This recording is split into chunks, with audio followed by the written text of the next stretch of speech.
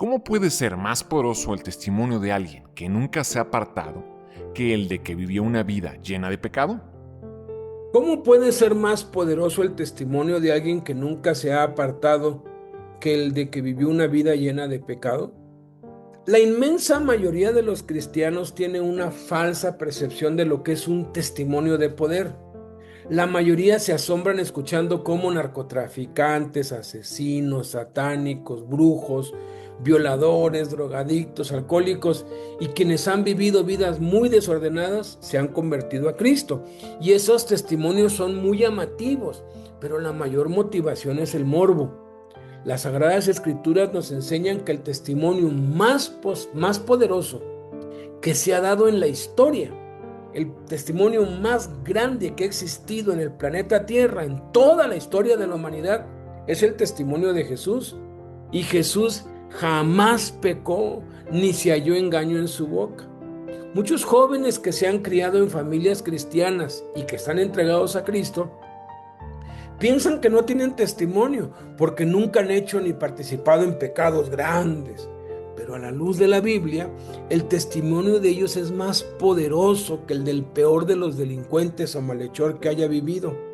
¿Por qué es esto así a los ojos de Dios? Primero, porque nos lo mostró en Jesús y también nos lo mostró en Timoteo, el discípulo de Pablo, que fue quien llevó a cabo más del 80% de la expansión del Evangelio a todas las naciones en el primer siglo. Segundo, porque ese era el plan de Dios para Adán desde el principio, que conociera el pecado por medio de la enseñanza de Dios y no de la propia experiencia.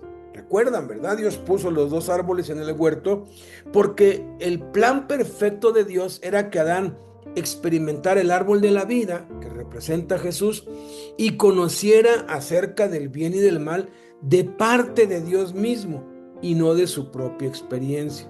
De hecho, en la Biblia Dios enseña acerca de tres tipos de personas: el insensato, el prudente y el sabio. El insensato, que también la Biblia lo refiere como el tonto, es aquel que vuelve a cometer los mismos errores, que reincide en el pecado a pesar de sufrir las consecuencias. Hasta lo cantan, ¿verdad? Tropecé de nuevo y con la misma piedra. El prudente, que también la Biblia lo refiere como inteligente, es aquel que aprende de sus propios errores, de su propia experiencia y que ya no reincide porque ya probó que el pecado trae consecuencias, dolor y miseria.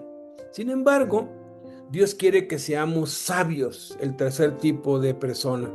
El sabio es aquel que aprende de los errores de otros, que observa cómo el pecado arruina la vida de otros y eso lo lleva a decidir no pecar.